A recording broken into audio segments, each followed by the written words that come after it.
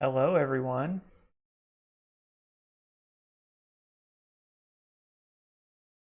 Hey, everybody. Can you hear me okay? See me okay? All of that stuff. Hope that everybody is doing well. This is the January virtual club meeting of the Oklahoma City Astronomy Club. Happy New Year to you all. Let's send some good vibes out into the universe and make this year a lot better than the last one was. Uh, still still coming to you live from this void. I've seen these same walls for about 9 months now. Like I'm sure that many of you have also been doing. Ready for a change. I'm ready for things to get back to normal, and I hope that you are too. But tonight we have a meeting to bring you. I am joined by President Chuck Rice, who is going to give us a message here in just a second.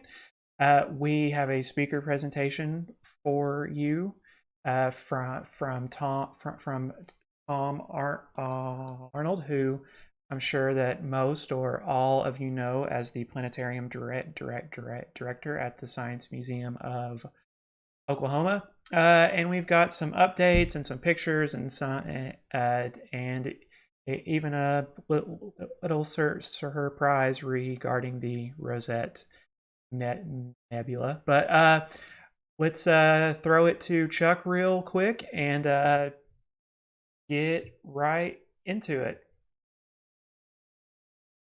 Everybody, it's a pleasure to be with you. I'm sitting at home on my couch, and the nice thing about being home at quarantine is you get to be around the people and friends that you love and see more of them. And so here we have, this is Wendy. That's right. So we have Wendy, Oscar, and we have one more, Amy. So 3 little short dogs are better than 1 large dog, but it's been great over these being home over the holiday and in quarantine to be with these guys and my wife Tony and everybody. So I hope everybody else is happy and safe. Looking forward to 2021 and getting through COVID. We were talking with Tom Arnold earlier, and he mentioned that the Science Museum is still under their COVID protocol, so they're not allowing groups in. So no high school or grade school students, no overnights, no scouting groups. The planetarium, they're doing virtual planetarium shows, which I think sounds kind of interesting. So hopefully we can learn more about that. So maybe this summer when we get vaccines together and we can get back to the Science Museum, I think that would be great. There's a lot of exciting things going on. I was out in my backyard looking at Saturn and Jupiter. It was pretty cool. I know a lot of other people were too, and there's a lot of great pictures that are in the newsletter and on Facebook. Yeah, so, and then one of the things that, over Christmas, you get your Christmas stuff out and you get into closets you haven't seen before. And so one thing that I found was I found a gift certificate from the Christmas party from now 2 years ago. And so I was like, hey, it's like Christmas all over again. So I open it up and I'm like, hey, look at this. It's a Okie-Tex registration. So I started thinking, hey, Okie-Tex 2021. This will be awesome for that, right? You turn around and look at it. This will be awesome for that. So Okie-Tex this year is the first week of October.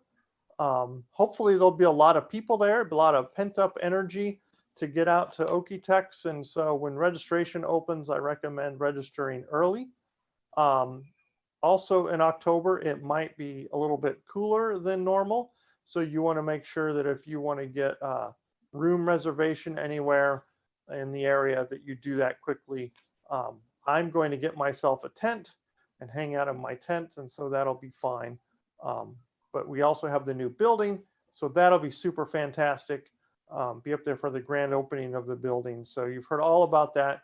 There's a lot more going on. So a lot of exciting things for the club this year.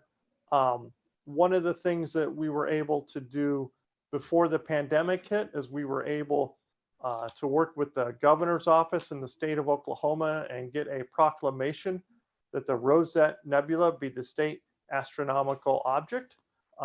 Many thanks to Bill Merle and Christian and Brad Ferguson and anybody else that was involved with getting all that done. Dan Lessman, I think, was involved. So a lot of people in the club were involved. But recently, Bill Merle took the bull by the horn, so to speak, or the Rosette Nebula by the petals. And he went and got a very nice picture of that and got it mounted in a frame, and has pictures of the signing ceremony with the governor and the governor's pen that he used, and etc. So a really nice professional display. And so I really want to say thank you to Bill Merle for all of that, and his wife Pat, and all their design features. I was working with Bill and Pat at their house, and we were trying to figure out how to arrange it. And then Pat came up with a great arrangement design. So it's always good to have smarter people than you around to help you with these things. So Bill went ahead and shot a video about the Rosette Nebula display. We'll bring it to a club meeting at the Science Museum when we have it, have the meetings, let everybody see it, and then we'll have it on permanent display out at Cheddar Ranch. So that's about all I have to say. I just wanted to again say, can't wait to see everybody, but I'm glad people are out doing astronomy here with the dogs. So yeah, so let's just play that video, and then we'll have some announcements and hear from Tom Arnold. And I hope everybody has a wonderful and joyous new year. Okay, bye-bye. Good evening. I'm Bill Merle with the Oklahoma City Astronomy Club, and I have with me today Representative Nicole Miller from the 82nd District here in Oklahoma. I want to give you a little background on the Rosette Nebula bill. In February of 2010, adopting it was brought up in a board meeting by Christian Brugman, but no action was taken at that time. Then in August of 2014, the board voted to ask the legislature to approve the Rosette Nebula as the official astronomical object. There were some problems which were political, and I don't want to get into those, but about 3-4 years ago, has it been that long? We had new faces, new people in the legislature, and House Bill 1292 was introduced by Representative Miller. The co-sponsor in the House was Representative Paskowski, and in the Senate it was Senator Standridge. There were legislative hearings, and it was eventually voted on and passed, and it was signed by Governor Stitt. It became effective on November the 1st of 2019. We didn't do anything with this plaque that we have here because of problems related to the COVID-19 thing. So, yes, do you have anything to say? absolutely. It was an absolute honor to have the opportunity to work on this bill. So thank you to the Oklahoma Astronomy Club and all of you, and obviously particularly Bill, a wonderful constituent who I've got to know. And it was an honor. I think it means so much to the state. So many important things. It touches so many people's lives. And teachers, Boy Scouts, Girl Scouts, so many. And it relates to STEM and STEM education. So one of my most just special bills to work on. So I'm so glad that we were able to work together on this and to make this happen. The club voted to have the bill that we received and the governor signed it. There's some pictures and everything. So let's go ahead and display that now. Of course, the Rosette Nebula, these are the bills. This is the bill that the governor signed. These are all the people that were at the signing. This is Representative Miller's cousin. And I'm sorry, I don't remember her name. Joy. And that's me. That's Pat, Chuck Rice, Danny McDonald, Brad Ferguson, the governor, Mike Brake, Mike Madden, Christian Bergman, and of course Representative Miller. This will be displayed at the Cheddar Ranch, is my understanding, in our room there. Anyway, thank you very much, Club, and we'll see you soon. Thank you, Representative Miller. Thank you so much.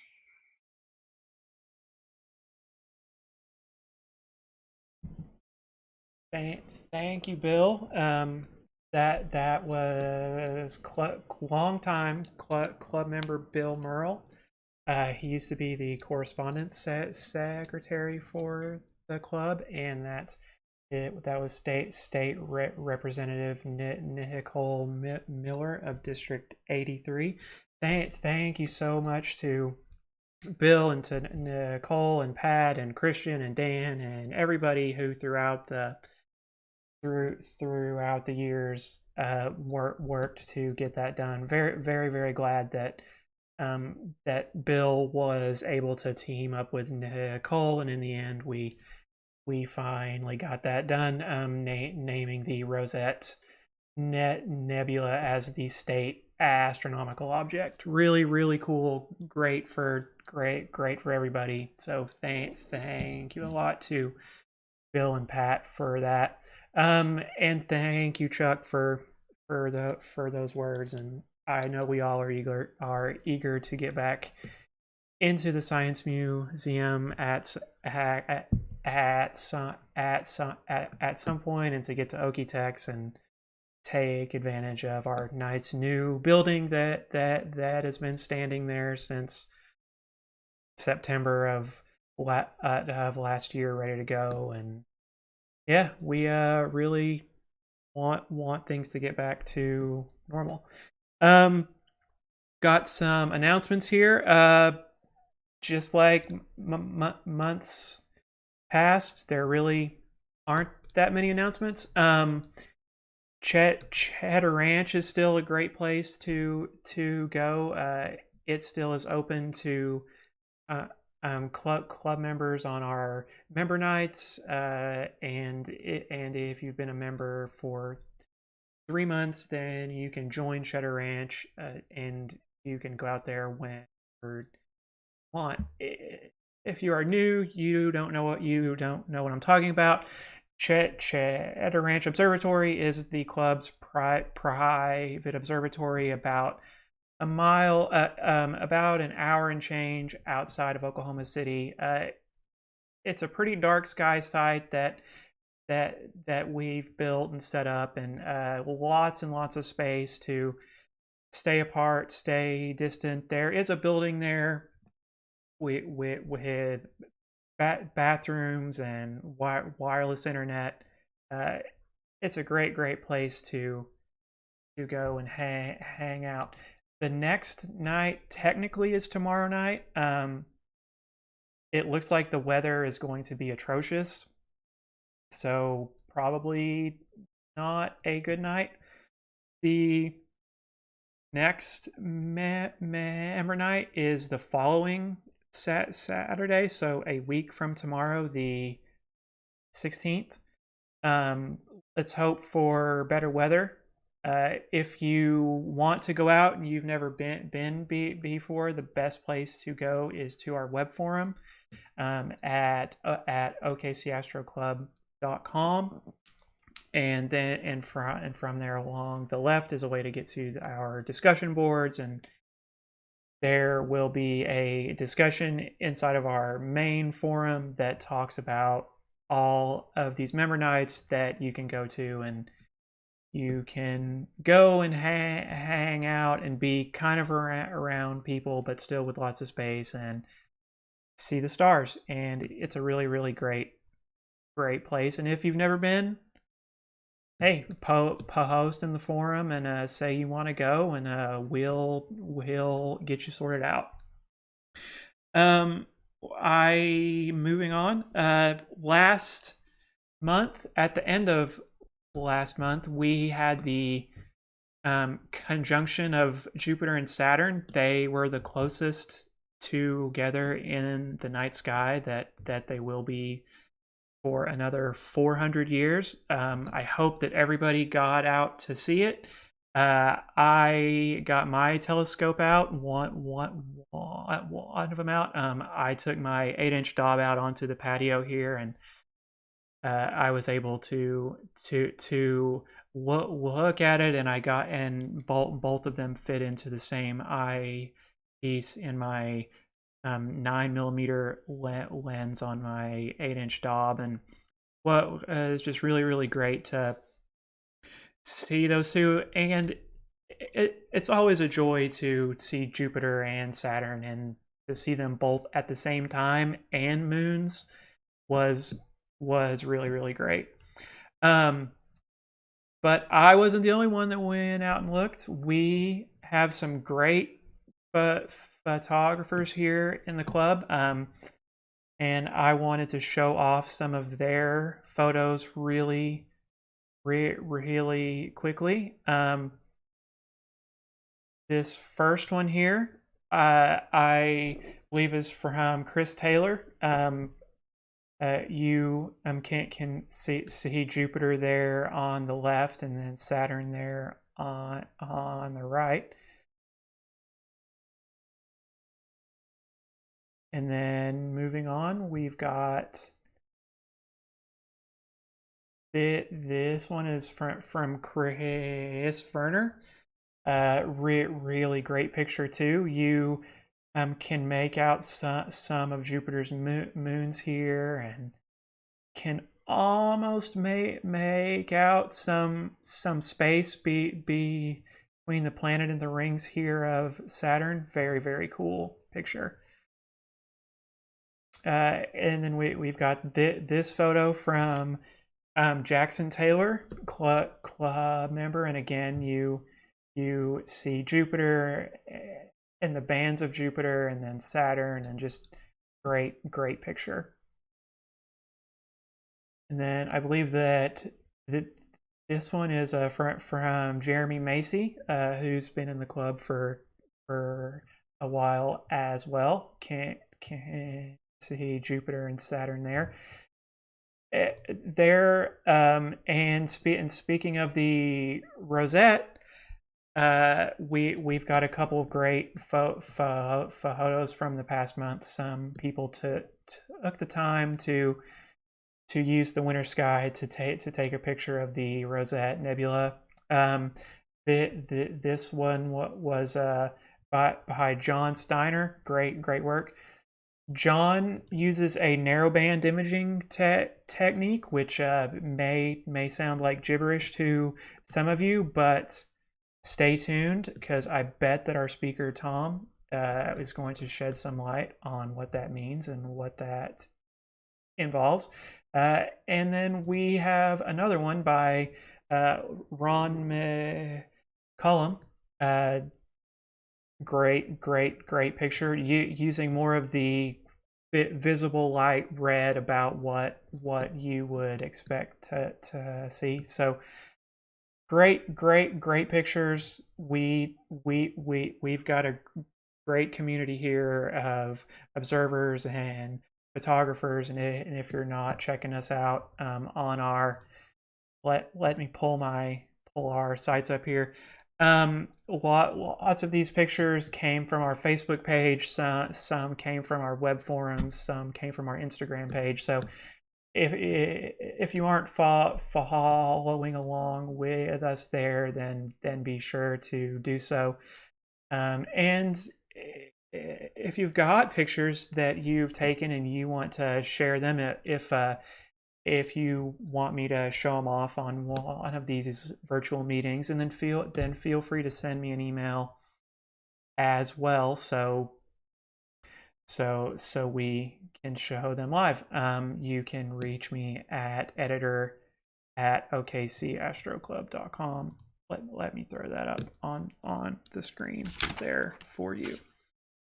Okay. So without further ado here, let's get to our fantastic guest speaker for tonight. You know him as the planetarium director at the Science Museum of Oklahoma. Tom Arnold. Tom has been the director there since 2016. I swear time goes by so fast. Tom actually was there when they did all the renovations and stuff. It's great. So Tom has a background in astronomy and geology. So you've got the ground and the sky. So I guess you could say that he's an expert on everything then, right? Tom has directed the planetariums in 4 states, not just ours, but also in Texas, South Carolina, and Kansas.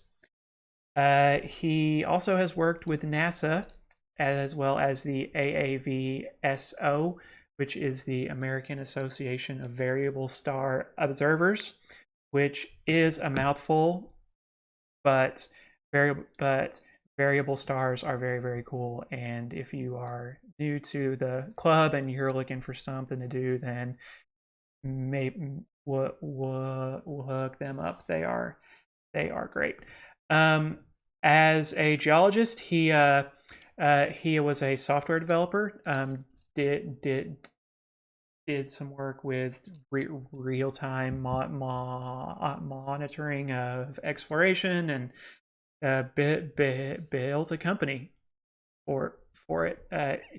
Very, very cool.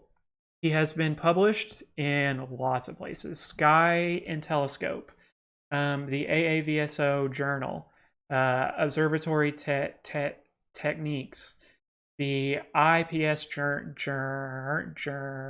the Journal of the Oklahoma Geological Society. So, and it's just great guy. If you've been able to talk to him for any length of time, you know how nice and knowledgeable that Tom is, and he is here to give us a talk about photography using narrowband imaging, and he's going to talk to us about that. So let's get Tom on the line. Tom, how are you doing? I am doing just fine. How are you? Good. Well, we are ready when you are, and I hope my introduction of you was adequate. But if not, it was very good. feel free to correct me on whatever I got wrong. So if you want to go ahead and share your screen, then we can get this going. Okay, let's see if this works here.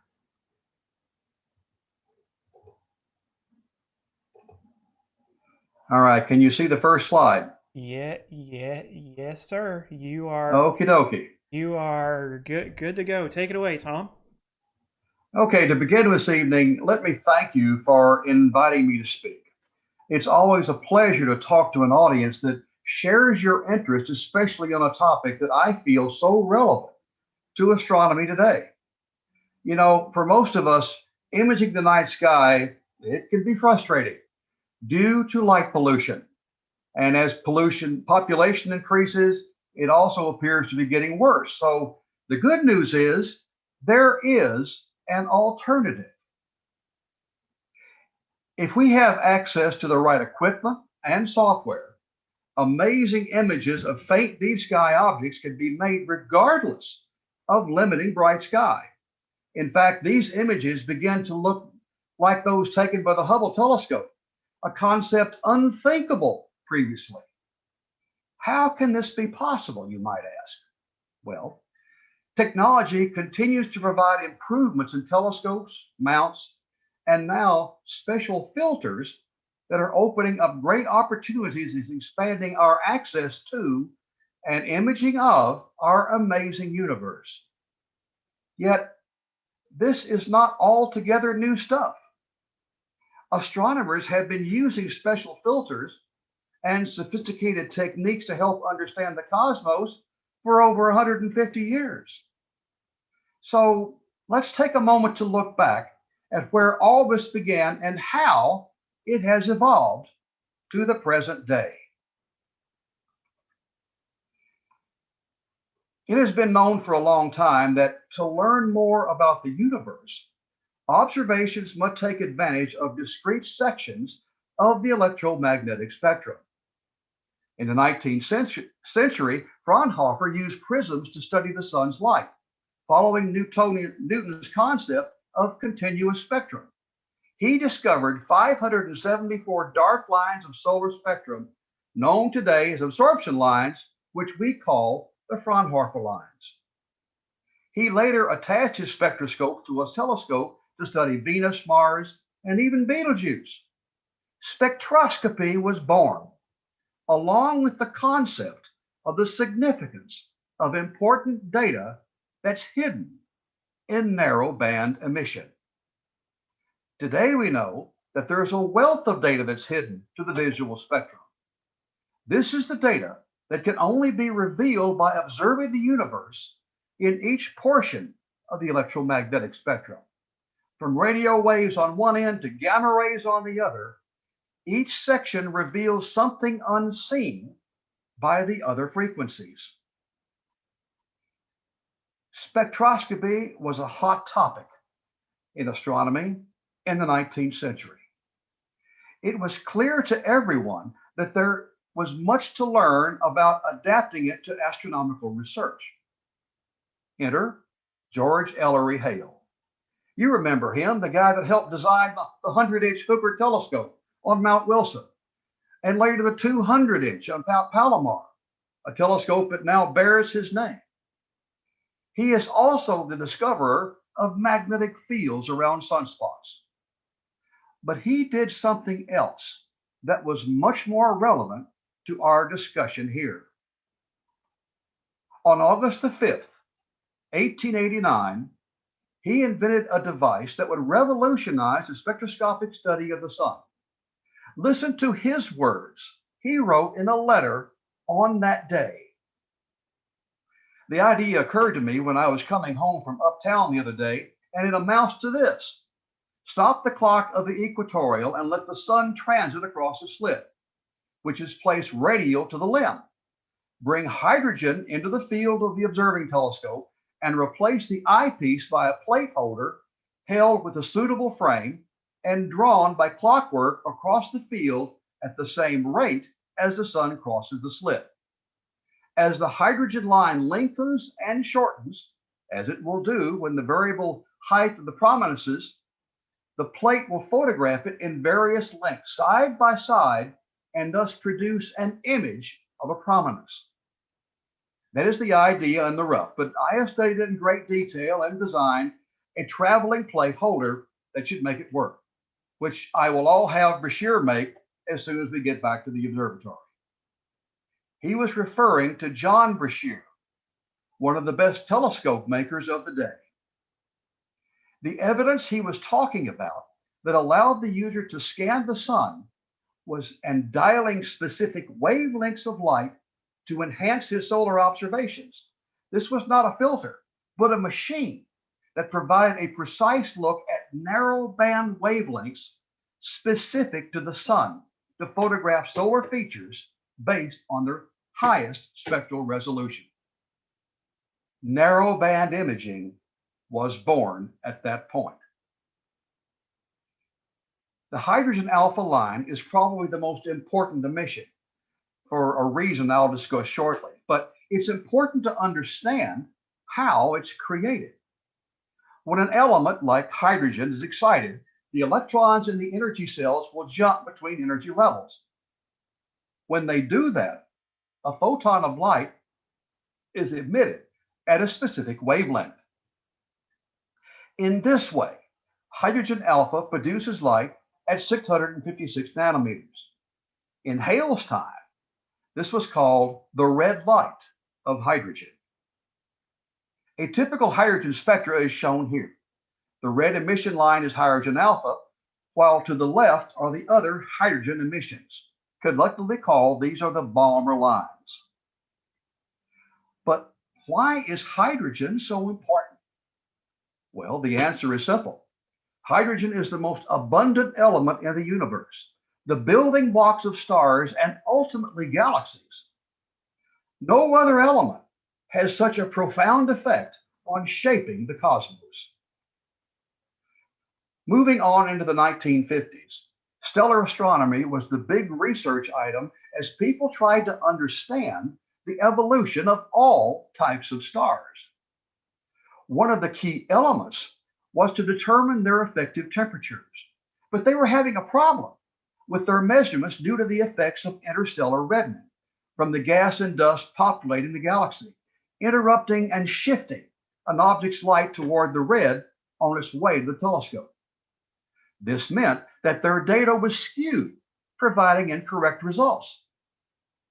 With the recent development of the photomultiplier tube, based on the work of Einstein, astronomers could now quantify light from celestial objects by electronic means. Two astronomers, Johnson and Morgan, developed a system to use these photomultiplier tubes to measure star brightness. Then, inserting filters, in ultraviolet, blue, and visual, they were able to eliminate interstellar reddening from observations. Well, this is actually a mathematical, statistical trick, which required the observation of standard stars along with red and blue stars in order to correct the data on target stars for reddening. Technology had come to the rescue, but it was clear that this new tool could provide other valuable uses. Soon, photoelectric photometry became a mainstay for the observation of variable stars, both intrinsic and extrinsic, that is, pulsating variables and eclipsing binaries. Done visually for decades, those observations were previously subject to human error. But by using UBV photometry, variable star brightness changes could now be quantified, thus increasing the accuracy of light curves, which were necessary to determine many types of variable stars. However, during this time, astronomers were used to looking at stars on timescales of hours to years in some cases. But that was things about to change at this point. Ed Nather, a nuclear physicist turned astronomer at the University of Texas, noticed that some stars had random brightness increases on the order of several magnitudes. He wondered if something might be going on with these stars that hadn't been discovered, something on timescales of hours, minutes, and maybe even seconds. For this, he needed to make a high-speed UBV photoelectric observations to catch these events if they existed. High-speed photometry was born. Observations capable of monitoring brightness changes in seconds or less. Well, the long story is, he was right. What he discovered was white dwarf stars orbiting much larger stars and erupting violently as matter pouring onto them from the larger star reached explosive levels. These were soon to be called cataclysmic variable stars, or cataclysmic binaries. Today, we now know that many such events result in recurring nova, and perhaps even supernova. The photo insert of a telescope with a high-speed UVV photometer was mine, and used for both normal eclipsing binaries as well as cataclysmic variables. But photometry has found another important niche in today's astronomy. UBV photometry is now a key technique in the detection of another important object, exoplanets. The process of planets passing in front of one home star is called a transit. By photometrically measuring how much a star dims during a transit directly relates to the relative size of the star and the planet. A small planet transiting a large star will create only a slight dimming, while a large planet transiting a small star will have a noticeable effect. The size of most of these host stars can be known with considerable accuracy from its spectrum, and photometry therefore provides a good estimate of the orbiting planet's diameter. Coupled with an ever-increasing accuracy and sensitivity in the detection of tiny brightness changes, makes photometry an excellent tool for the discovery of exoplanets. Because the brightness variations are so small from the primary star as exoplanets transit, these observations are best done in space without the interference of Earth's atmosphere. This is where space-based instruments like the Kepler Space Telescope are so important. However, techniques to greatly compensate for atmospheric seeing have been developed, which now makes ground-based exoplanet hunting even possible. Now we find another use for our pseudo-narrowband filters. The cause of spiral structure of galaxies has been a question for astronomers for a very long time. And a phenomenon called density waves is a possible answer. Beyond the scope of this talk, suffice to say that density waves are clusters of stars, mostly old, low mass, and slow moving, causing density to pile up at various locations as the galaxy rotates. Star formation persists in the spiral density waves because molecular clouds are continually overtaking the slow moving density wave because they are moving slightly faster. When the two collide, this initiates a new round of star formation. This continual manufacturing of new stars in the density waves causes it to emit bright light and marks the region of the spiral density wave. So if you're interested in exploring density waves further, Google the subject and find the analog to the flow of car traffic on a roadway. This actually helps to explain this overall concept. Now, to test this theory, a method had to be found which would aid in identifying the presence of these old metal poor star groupings, the population 2 stars, as they are known. That meant that infrared observations should be used since these population 2 stars are cooler than population 1s, which burn metals and are hotter. The cooler stars shine bright in the infrared. The infrared filters of choice were in the 750 to 1100 nanometer range. The two images you see here of NGC 6946 show the galaxy in luminescence and infrared. The groupings of population 2 stars appear as clumps in the spiral arm where the star formation is active, making a resonance of spiral density waves. This research is ongoing today, normally at high altitudes, to reduce the effect of atmospheric absorption of infrared light. Curious about being able to detect these density waves, I set about to photograph them many years ago. The project required a CCD camera to quickly image galaxies. At that time, in the middle 90s, the most affordable camera was the now famous Cookbook 245, a do-it-yourself camera which had to be assembled. Using a water bath for cooling, along with a Peltier attached to the CCD mounting platform, the camera was sensitive and able to image galaxies after only a few minutes of integration in both luminescence and IR. Attached to a C14, the apparatus was very effective, providing many images of the galaxies in both visual and infrared wavelengths for density waves to be analyzed. About the same time, in the middle of the 1990s, the Hubble telescope dropped the narrowband bombshell on astrophotography. The Pillars of Creation, shot in the Eagle Nebula. Nothing like it had ever been seen before. The detail was striking. But at that time, only a few astronomers at the Hubble Institute knew how to create such an image.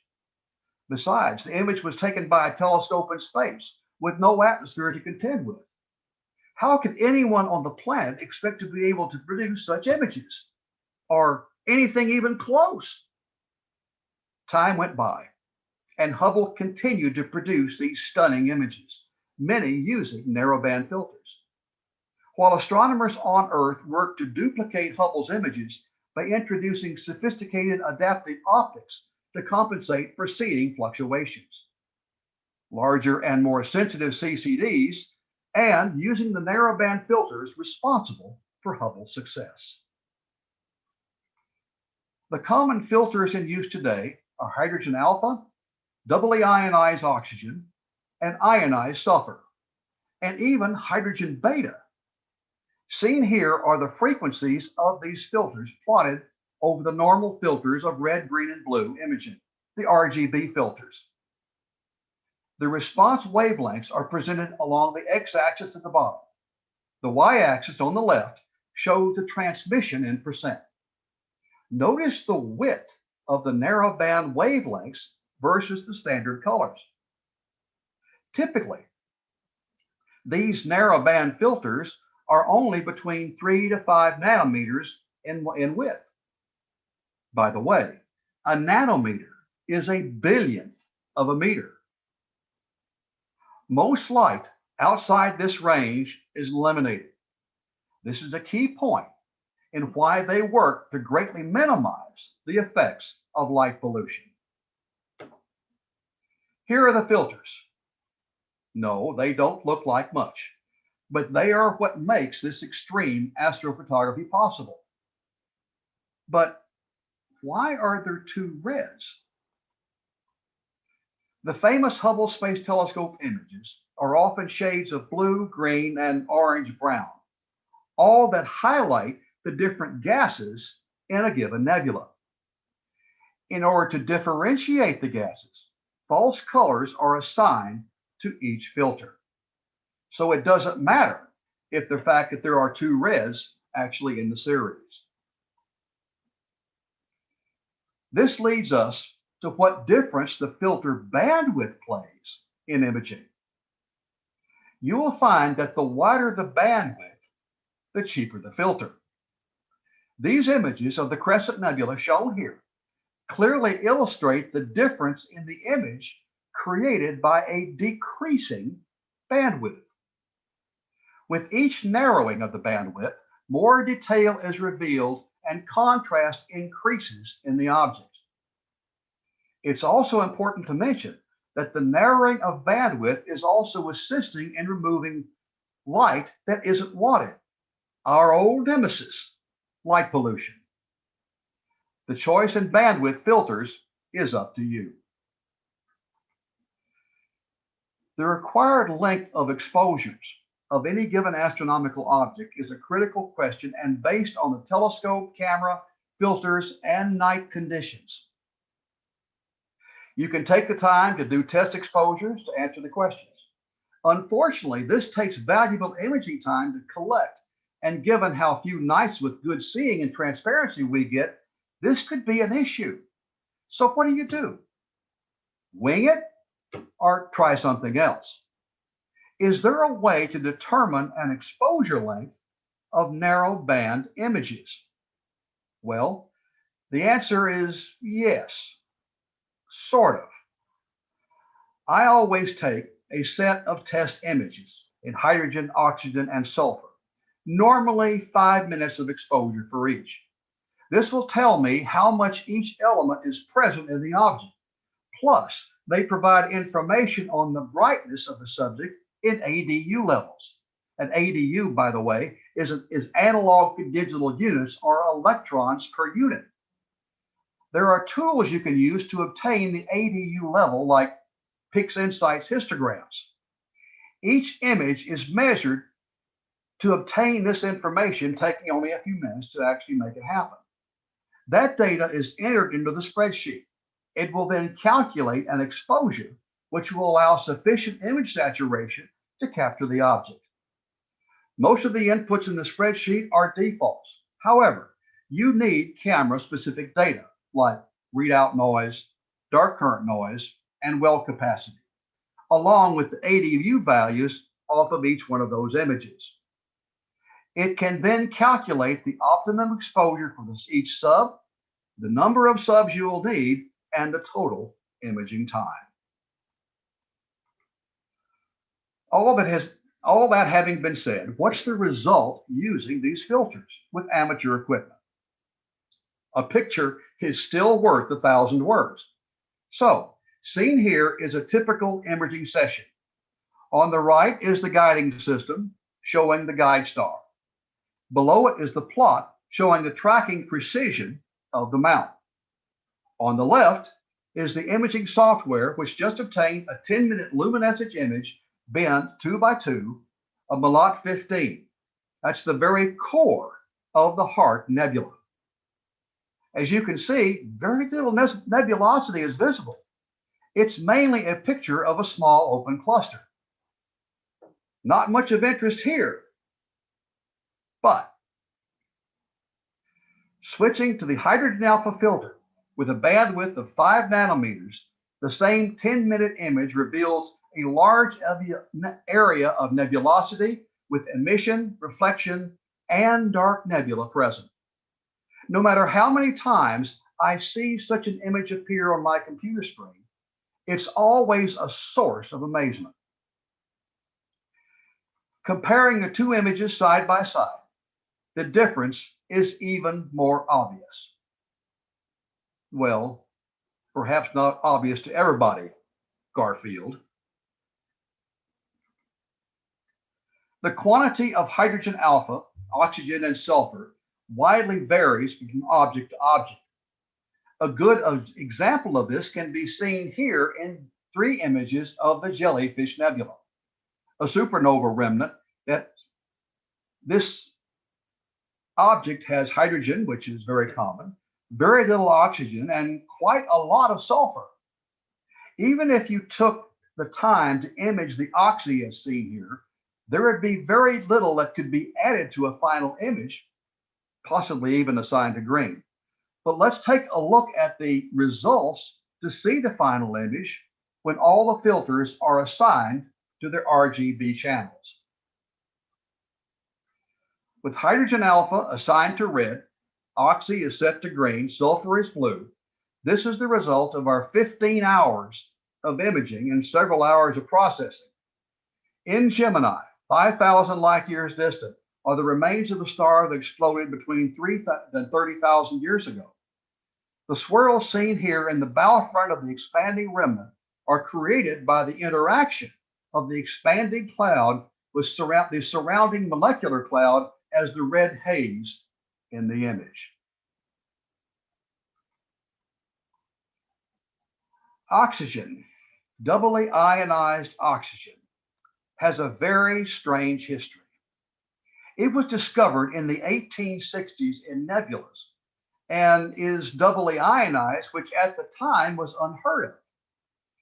As a result, astronomers thought they had a brand new element, which they called nebulium. It wasn't until 1927 that it was finally discovered that the emission lines were from oxygen, and the transitions only occurred in special cases, which could not be produced on Earth at that time. Today, we find doubly ionized oxygen in many emission nebulas. On the spectrogram seen here, the green lines represent the transitions within the doubly ionized oxygen. We have already seen that having all 3 elements present in a target is uncommon. Even when they're all present, it's common to expose 2 or 3 times longer in order to obtain enough oxygen and sulfur to make a difference in your final image. This leads to the question, what do you do when all you can image are those 2 elements? The answer is bicolor. Since color selections are arbitrary, you can assign any filter you wish to any RGB channel. For example, you can set hydrogen alpha to red, oxygen to both green and blue, or whatever.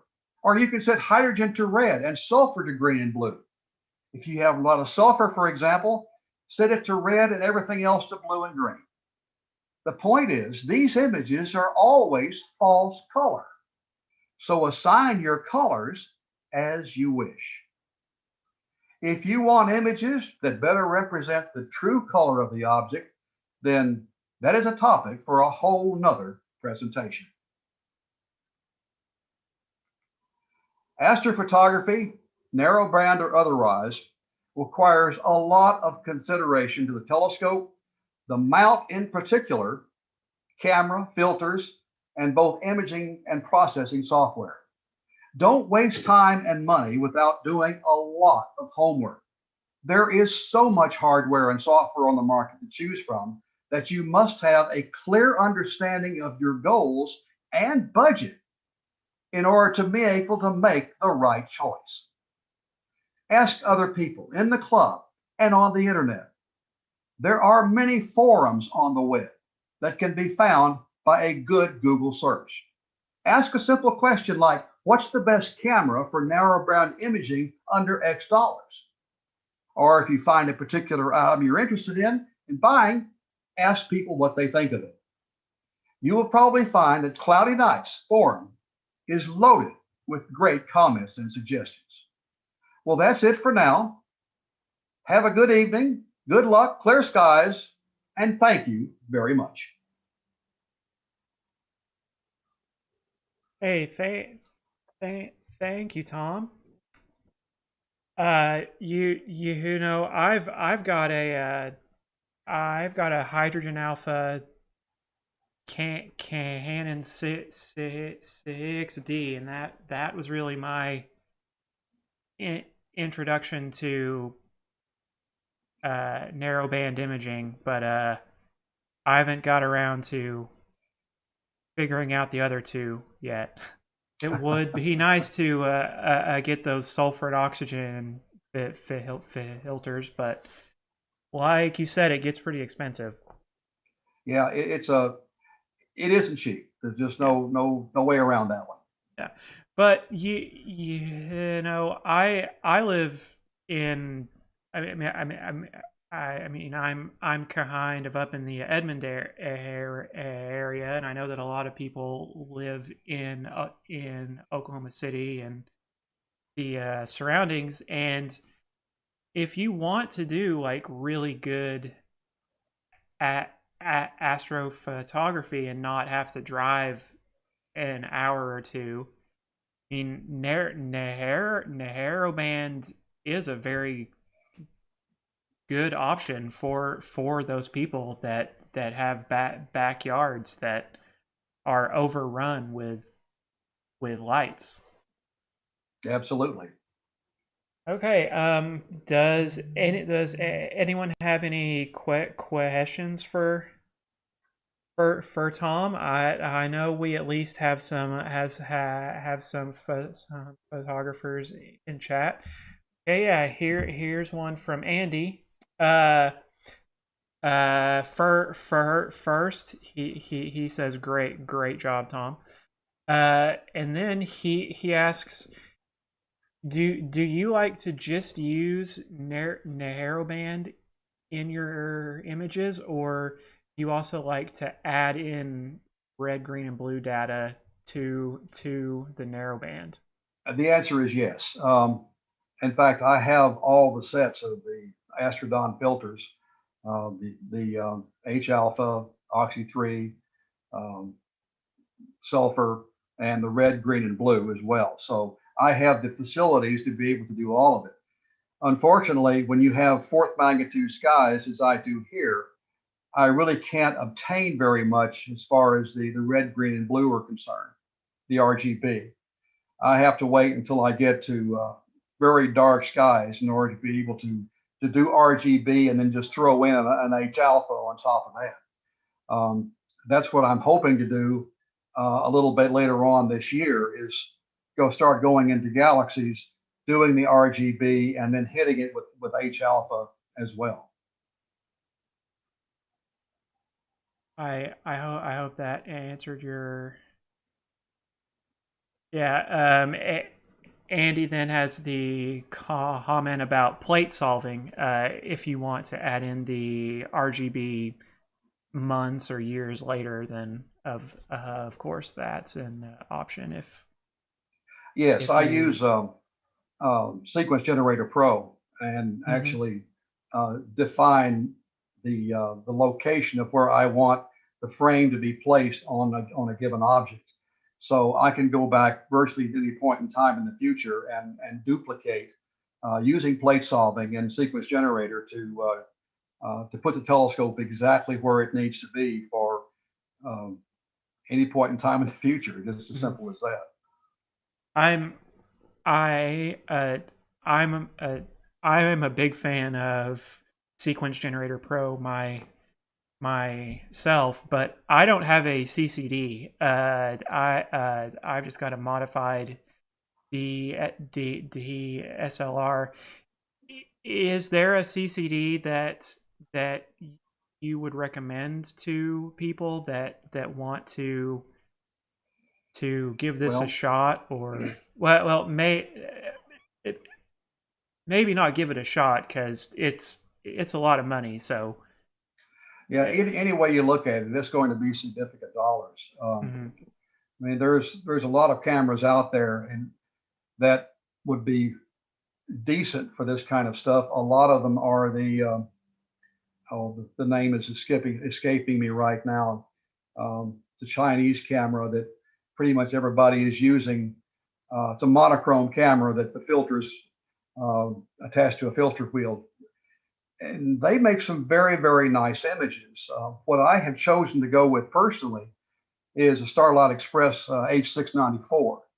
It's a it has a very high quantum efficiency um, in the hydrogen, which is about 77% efficient, and of course the efficiency drops off from there.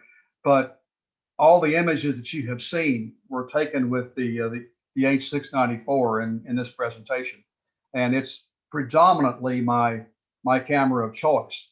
I do have a one-shot color, a QHY10, and again, I have to have dark skies in order to be able to use it. I can't use it here at the house. It's the skies are just too bright. So there are trade-offs. When you move to inside of a light dome, as we have here, the idea of being able to use these, even the red, green, the RGB filters is it's going to be tough. There's just no doubt about it. You really need to be in a dark sky in order to be able to pull it off effectively. Like say out at Cheddar Ranch or at the Okie-Tex Star Party. Absolutely, that's the kind of skies you really need in order to be able to make this work.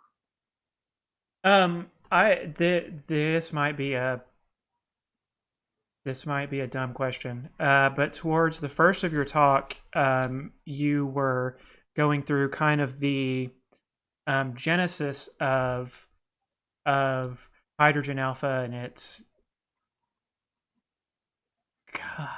coming into prominence, and then um, it, and then we got the Pillars of Creation photo that uh, that in addition to AH alpha had the oxygen 3 and the sulfur 2. So does that mean that kind of the same process that led to the creation of hydrogen alpha being useful was on what was going on at the same time, and Hubble was first to just put them all together at once, or did people try to do the other wavelengths I am before the not Hubble? I'm not aware of anything in the literature or that would lead to believe that there was anything besides H alpha in terms of filters that were floating around even at the professional level, to pull off imaging and oxy-3 and sulfur and then H beta and all the other colors that are actually part of the so-called Hubble palette. I just know that hydrogen alpha was clearly being used in the very earliest stages, as I had talked about here in the presentation, strictly for observations of the sun. Even when I was in school, it was pretty obvious that H alpha was, if you're talking about the sun, H alpha was the way to go. And that obviously hasn't changed either.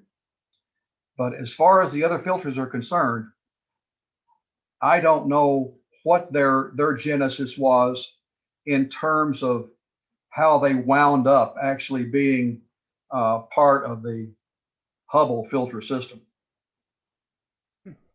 Okay. Are there any other questions here for Tom?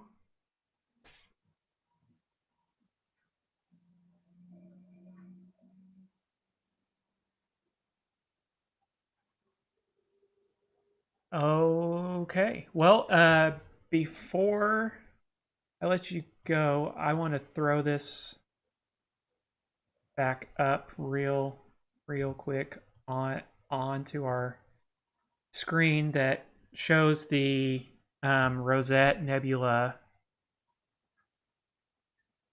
photos that we showed earlier. And Tom, I'm gonna share screen with you so you can see this.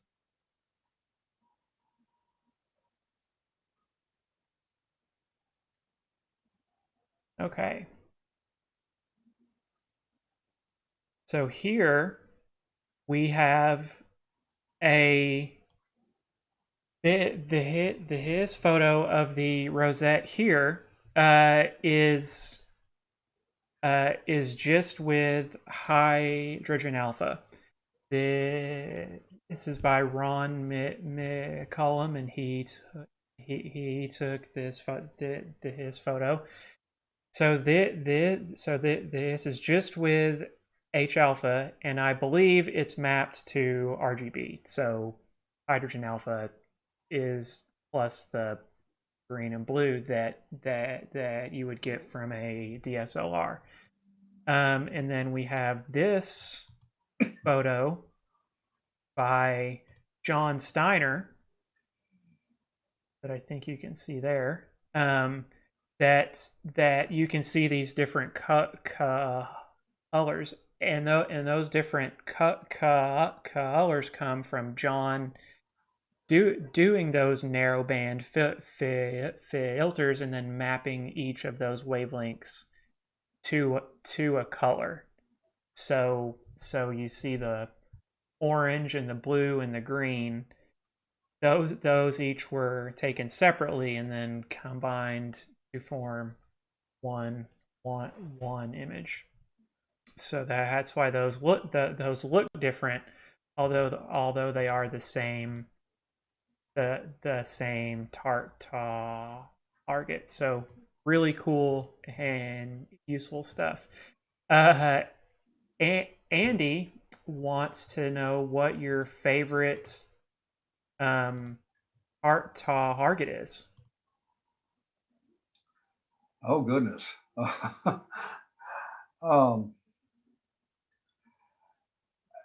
Originally, going back to the 90s, of course, galaxies were something that I spent a tremendous amount of time with. But now I have to say that going after some of these really faint and obscure nebulas, whether it be planetaries or emissions or whatever, reflections, that's really sort of garnered my interest today.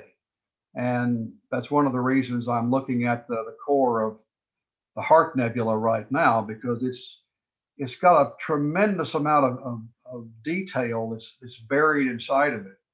And star forming is just all over the place, and you've got all kinds of pillars going on there as well. So that's really got my interest today. It's, these, whether they be planetary nebulas or whatever, or a mission, that's what I want to look at. Dust and nebula. It's always beautiful to see and to image. Yes, it is. Well, thank you so much for joining us for our meeting. Thank you for the great talk. We usually are able to get to give our speakers a special gift, a token of our appreciation, but since I can only see you on a video screen, then we will have to make sure that we get that to you at in the future. Though you might already have one from the planetarium. Yeah, I do have one. Yeah. Okay. Got one already. Oh. Okay. Well, then I feel slightly less bad about it. You don't have to worry about it. Not at all. Well, thank you so much for joining us, and I hope you stay safe there at the Science Museum and just out and about. And we hope to see you soon in person. Same here. All right. Everybody stay safe. We'll do our best. Thanks, Tom. Thank you. Okay. So thank you again to Tom for her that great talk. I think that about does it for our meeting. I'm gonna run through my plugs here. So thank you all so much for joining us. If you want to see more of Tom and see what's going on at the Science Museum, then be sure to go to their website at sciencemuseumok.org. Great resource. I believe that they are going to be doing some virtual stuff as well. So be sure to check that out. For our stuff, we have a newsletter that comes out every month. That is at okcastroclub.com/gazette. You can go there and see some news and updates and what's going on with the club, and some news and just all sorts of cool stuff. It's a great resource, and I'm not just saying that because I'm the one that makes it and I'm biased. Our main website is okcastroclub.com.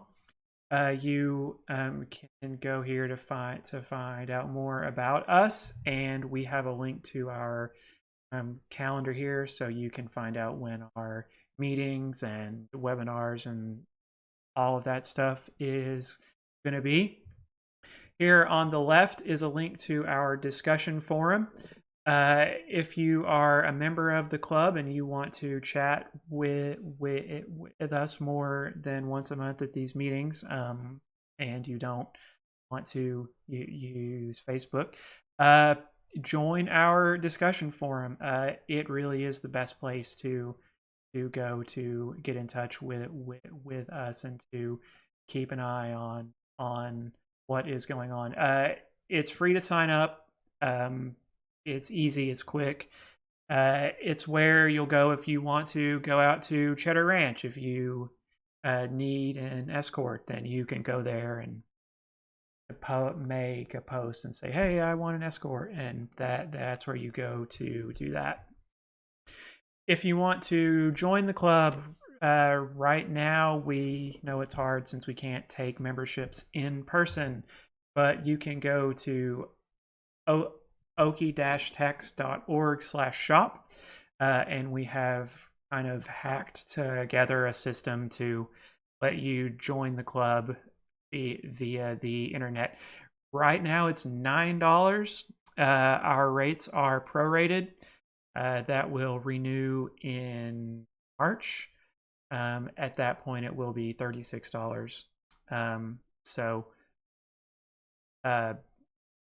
yeah, if you're not a club member, it's for you and your whole family. Then you can use that site to sign up. Dave is correcting me, and you don't need to be a member to join the web forum. You can just join the web forum. So thank you for correcting me on that, Dave. If you want merchandise, we do have some of our own merchandise, some t-shirts and sweatshirts and stuff, and you can contact Andy at merch@okcastroclub.com to get that. But if you want some on demand or some different stuff, then we have set up a digital storefront with redbubble.com, where you can go and you can choose from a few different options for logos, and then shop all the products, and you can get our logo on just all sorts of stuff, like phone covers and masks. They're really in right now. Coffee mugs and buttons and just all sorts of stuff. So I am going to post those links into chat in just a few minutes. But I want to thank everybody again for joining us tonight. These are always a lot of fun to do, and I know that everybody is eager to get back together in person, and maybe see me when I'm not in this square void that you see me in now. Everybody stay safe and stay warm. It's January. It's cold now. Hope to see everybody soon. You can be sure to go to okcastroclub.com or facebook.com/okcastroclub, or on Instagram at instagram.com/okcac. And yeah, until next month, guys.